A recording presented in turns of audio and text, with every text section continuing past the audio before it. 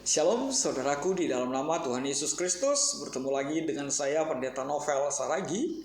Firman Tuhan yang menyapa kita pada saat ini tertulis dalam Lukas 19 ayat yang pertama sampai ayatnya yang ke-10. Namun ada baiknya kita bersatu dulu di dalam doa. Kita berdoa. Bapa di dalam sorga, terima kasih Tuhan buat hari yang indah yang Kau beri bagi setiap kami. Terima kasih Tuhan dalam kerinduan ini, rindu dengaran akan firman-Mu. Maka berfirmanlah Engkau Tuhan, sebab kami siap untuk menerimanya. Amin. Saudaraku yang diberkati dalam nama Tuhan Yesus Kristus, sahabat terbaik dalam kasih Tuhan Yesus Kristus, seperti yang saya sebut tadi, bahwa firman Tuhan yang menyapa kita tertulis di dalam Lukas pasal yang ke-19, ayat yang pertama sampai ayatnya yang ke-10. Begini firman Tuhan. Yesus masuk ke kota Jeriko dan berjalan terus melintasi kota itu. Di situ ada seorang bernama Zakheus, kepala pemungut cukai, dan ia seorang kaya. Ia berusaha untuk melihat orang apakah Yesus itu, tetapi ia tidak berhasil karena orang banyak, sebab badannya pendek. Maka berlarilah ia mendahului orang banyak, lalu memanjat pohon ara untuk melihat Yesus yang akan lewat di situ. Ketika Yesus sampai ke tempat itu, ia melihat ke atas dan berkata, Zakheus, segeralah turun, sebab hari ini aku harus menumpang di rumahmu. Lalu Zakheus segera turun dan menerima Yesus dengan sukacita.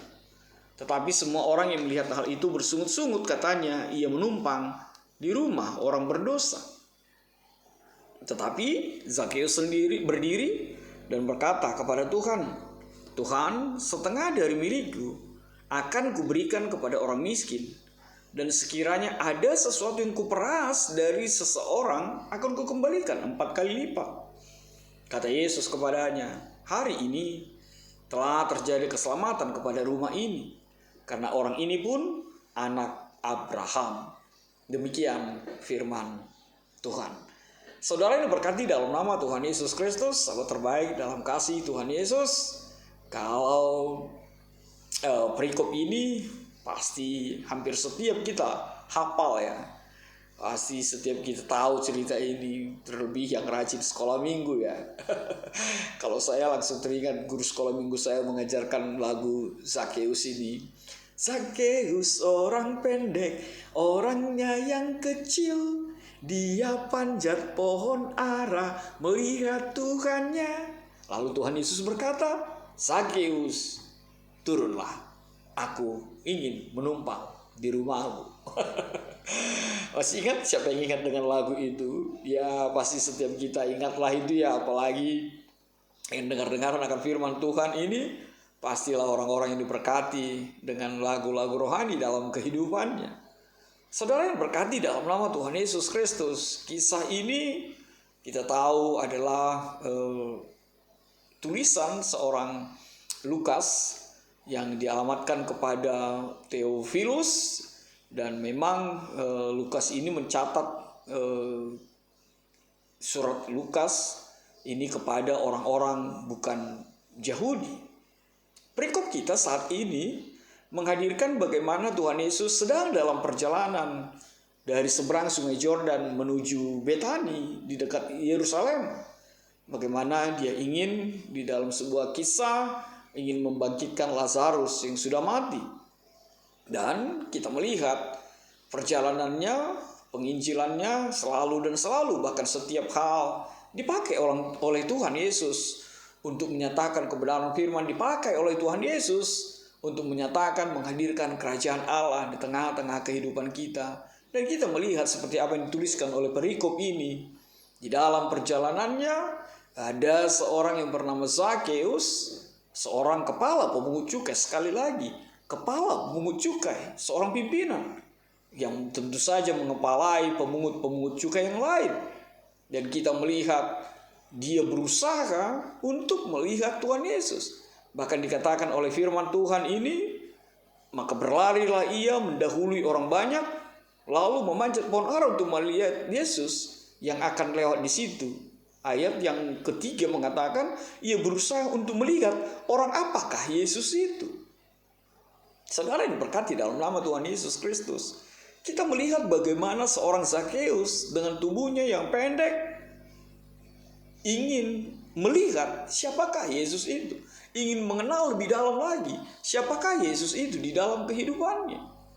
Dan kita melihat ternyata Zakheus itu keingintahuannya, kekepoannya, ya jadi kalau ada kepo yang positif, kepo yang rohani, ya keponya Zakheus inilah yang patut untuk ditiru, bukan kepo untuk mengetahui urusan orang lain atau mencampuri urusan orang lain. Tapi ada kepo, rasa ingin tahu yang begitu luar biasa dari seorang yang bernama Zakheus ini. Bahkan dikatakan maka berlarilah ia mendahului orang banyak itu. Dan tidak sampai di situ saja. Lalu dia memanjat pohon ara untuk melihat Yesus yang akan lewat di situ. Mari kita melihat bagaimana luar biasanya, bagaimana usaha yang dilakukan oleh seorang Zakheus untuk bisa melihat Tuhan Yesus. Bahkan sesederhana itu yang dia inginkan untuk melihat Tuhan Yesus. Saudaraku, dalam nama Tuhan Yesus Kristus, lihatlah keingintahuannya, lihatlah usahanya yang hanya ingin melihat Tuhan Yesus itu dia lakukan, dia kerjakan dengan kekuatan yang sangat diberkati. Sebab keinginan tahuannya itu, ingin melihat Yesus itu tidak dia pendam di dalam hatinya, atau bukan hanya ada di dalam pikirannya, tapi dia justru Zakheus, dia ingin lalu dia melakukannya untuk mencapai sesuatu yang dia inginkan. Dia bekerja, dia berusaha sehingga apa yang diinginkannya itu terjadi di dalam kehidupannya. Dan lihatlah apa yang terjadi. Ternyata kerja kerasnya, usahanya menentukan hasilnya yang begitu luar biasa. Apa itu? Ketika dia memanjat pohon ara itu, lalu Yesus melihatnya. Dan Tuhan Yesus mengatakan, Zakheus turunlah, sebab hari ini aku harus menumpang di rumahmu. Saudaraku yang diberkati dalam nama Tuhan Yesus Kristus, kita melihat bagaimana usahanya tidak sia-sia. Bahkan akhirnya bukan hanya dia yang melihat Tuhan Yesus, tapi Tuhan Yesus pun melihatnya. Di situ kita melihat bagaimana luar biasanya keinginan kita dijawab oleh Tuhan Yesus, sehingga ada keinginan yang menyatu. Kita menginginkan, lalu Yesus menyempurnakannya. Kita menginginkan, lalu ya Tuhan Yesus menggenapinya. Bukankah itu yang kita inginkan dalam kehidupan kita? Kita menginginkan sesuatu, lalu Tuhan menjadikannya nyata hadir dalam hidup kita. Kita mendambakan sesuatu, lalu Tuhan Yesus menggenapinya, mengabulkannya. Bukankah itu menjadi kerinduan setiap kita? Dan lihatlah, Tuhan Yesus mengatakan, hari ini aku harus menumpang di rumahmu. Luar biasa sekali. Justru Tuhan Yesus yang meminta, justru Tuhan Yesus yang mengatakan, aku harus menumpang di rumahmu. Dan semakin luar biasa sekali seorang Zakheus ini. Ternyata dia tidak menunggu, ternyata dia tidak berpikir 2 kali, 3 kali, itu berulang kali merespon kalimat Tuhan Yesus itu. Tapi firman Tuhan mencatat dia segera turun, segera turun. Artinya apa? Undangan Tuhan Yesus itu dia tidak sia-siakan. Jadi saya teringat bagaimana kita masih saja ada orang yang menolak Yesus datang ke rumahnya. Lihatlah kebaktian rumah tangga. Banyak sekali yang masih mengatakan jangan dulu, nanti dulu. Tapi Zakheus menghadirkan hal itu begitu luar biasa sekali. Tuhan Yesus mau datang, Tuhan Yesus mau berada di dalam rumahnya. Segera dia meresponnya. Dia langsung turun dan mengajak Tuhan Yesus ke rumahnya. Bukankah sesuatu hal yang aneh ketika Tuhan Yesus datang ke rumah kita? Terlebih kalau bicara tentang kebaktian rumah tangga. Padahal itu seminggu lagi, 2 minggu lagi barangkali dijadwalkan, kita sudah punya alasan. Jangan dulu, nanti dulu, tunggu dulu. Bahkan kadang ada yang keceplosan sampai mengatakan, oh jangan dulu di rumahku karena minggu depan aku sakit. Di direncanakan dia sakit minggu depannya ya. Tapi sekali lagi saudara yang berkati dalam nama Tuhan Yesus Kristus, hal yang luar biasa dilakukan oleh Zakeus. Dia segera turun dan menerima Yesus dengan sukacita. Dan memang apa yang terjadi? Kita melihat bahwa orang-orang banyak bersungut-sungut. Katanya ia menumpang di rumah orang berdosa. Saudaraku, memang ya hukum sosial ini, hukum masyarakat ini cepat untuk menghakimi orang lain. Itu ternyata sudah seumur dunia ini ya. Bukan hanya sampai saat ini, tapi juga dari dulu. Tetap saja ada orang-orang yang suka menghakimi, yang suka ngejudge orang lain, bahwa orang lain lebih bersalah, bahwa orang lain lebih berdosa dari dirinya sendiri. Dan seolah-olah dia mengatakan dia lebih suci dari orang lain. Lihatlah, seberdosanya, semenjijikannya tanda petik Zakeus itu. Lihatlah, dia buang semua keberadaan sebagai kepala pemungut cukai. Dia buang pernak-perniknya untuk datang kepada Tuhan Yesus. Bahkan dia tidak malu untuk memanjat pohon ara. Lihatlah usahanya. Kenapa kita hanya melihat kesalahannya? Kenapa kita hanya melihat apa yang mungkin menjadi cap bagi orang-orang di sekitar kehidupan kita? Lihatlah hal yang luar biasa itu. Lo tidak gampang seorang kepala mau melihat Tuhan Yesus, mau lebih tahu tentang Tuhan Yesus. Tapi itu dilakukan oleh Zakeus. Ya, kita bisa membayangkan ketika situasi itu berada dalam diri kita.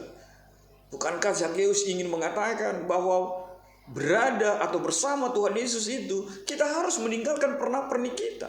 Kita harus meninggalkan status kita, kekayaan atau apapun yang sering menghalangi kita untuk sampai kepada Tuhan Yesus.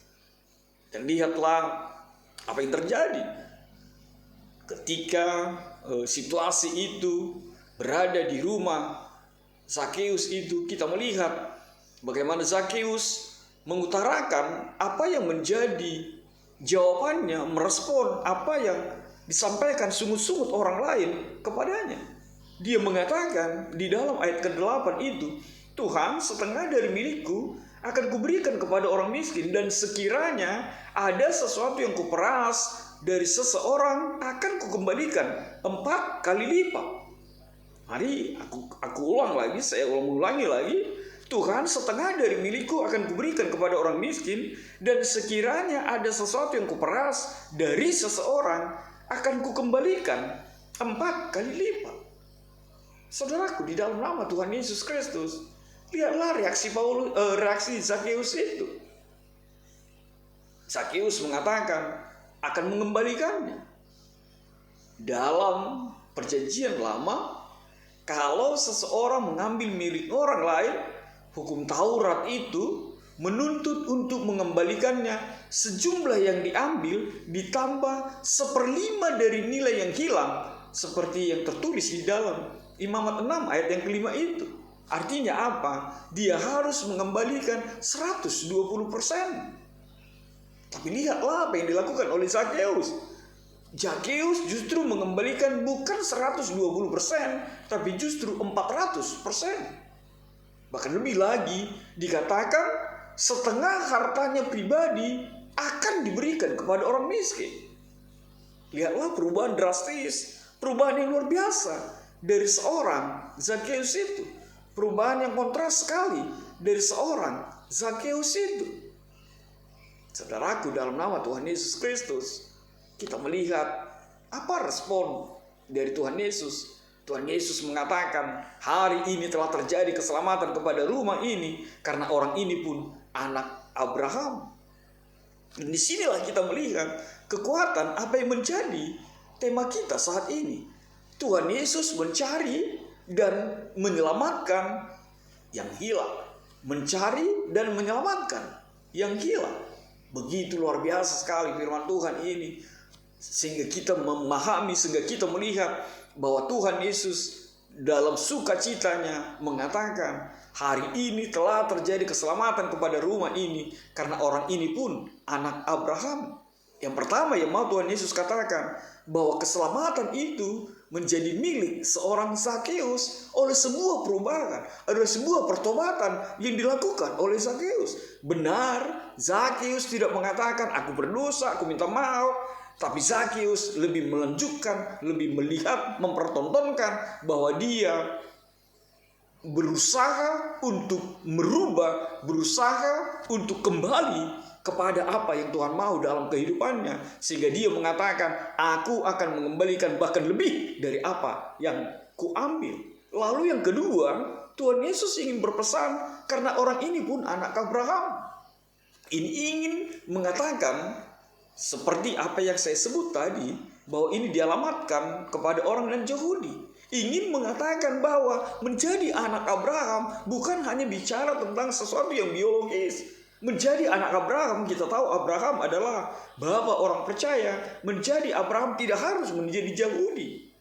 Batak pun, Indonesia pun, ketika kita percaya kepada Yesus, satu-satunya jalan keselamatan, maka kita adalah anak Abraham. Maka kita adalah pribadi yang diberkati, memperoleh keselamatan yang dari Tuhan Yesus itu.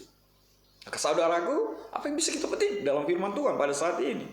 Yang pertama sekali, jangan pernah mengeluh dengan keberadaanmu. Pendek, tanda petik, bukan menjadi penghalang untuk datang kepada Tuhan Yesus. Semua kita pendek, tanda petik, di hadapan Tuhan Yesus. Tapi Tuhan tidak mau kita mengutuk diri, kita menyesali diri. Sebab setiap kita yang berusaha bertemu, yang berusaha di dalam Tuhan Yesus, maka segala usahamu akan diberkati dan menjadi seperti apa yang Tuhan mau. Hal yang kedua, Tuhan Yesus mau katakan kepada kita, bukalah pintu rumahmu, terlebih pintu hatimu. Yesus mau berdiam, Yesus mau berada di dalammu. Jangan sampai Tuhan Yesus kembali akan mengatakan, serigala ada lubangnya, burung di udara ada sangkarnya, tapi Yesus tidak punya tempat. Maka sekali lagi, Tuhan Yesus ingin berada di dalammu. Maka sambutlah undangan itu, maka sambutlah perkataan itu dengan apa yang dilakukan oleh Zakeus hari ini. Tuhan, kami mau Engkau berada di dalamku, di dalam rumahku. Yang ketiga, ini hal yang menarik menurut saya. Apa itu? Kalau dahulu di zaman Tuhan Yesus, orang-orang kaya, orang-orang the have, orang-orang beruang, bukan beruang ya, selalu tunduk kepada Tuhan Yesus, selalu bisa ditekuk oleh Tuhan Yesus, tanda petik. Ini menjadi sesuatu yang mengkritisi hamba-hamba Tuhan. Kenapa justru semakin banyak hamba-hamba Tuhan, pelayan-pelayan Tuhan, justru yang ditekuk oleh orang kaya? Tanda petik ya. Ya masih juga kita menemukan banyak orang kaya punya materi, tidak mau semena-mena, tidak mau sesukanya, yang ingin ngatur segala sesuatu. Tapi sekali lagi ini menjadi sebuah yang mengkritisi hamba-hamba Tuhan. Jangan sampai orang yang punya uang banyak justru yang mengatur, bahkan mengalihkan iman percayamu, bahkan menentukan kebijakan di tengah-tengah jemaat. Lalu apa yang terakhir? Tuhan mau sebuah perubahan. Tuhan mau sebuah pertobatan, sama seperti apa yang dikatakan oleh Zakeus. Maka hiduplah di dalam Yeskiel 33 itu. Tuhan tidak mau kematian orang jahat itu. Tuhan mau sebuah pertobatan. Tuhan mau kembalinya si jahat meninggalkan perbuatannya yang tidak berkenan di mata Tuhan. Seperti tema kita, bahwa pekerjaan Tuhan Yesus selalu mencari dan memberikan keselamatan kepada yang hilang, kembali kepada jalan yang benar di dalam Tuhan. God bless you. Kita bersatu dalam doa. Terima kasih Tuhan buat kebenaran firman-Mu. Biarlah firman-Mu menjadi kuat setiap kami, bahwa kami juga hadir untuk mencari dan menghadirkan keselamatan yang bersumber dari Tuhan Yesus. Dalam kasih-Mu, enyahkanlah Tuhan virus-virus ini. Amin.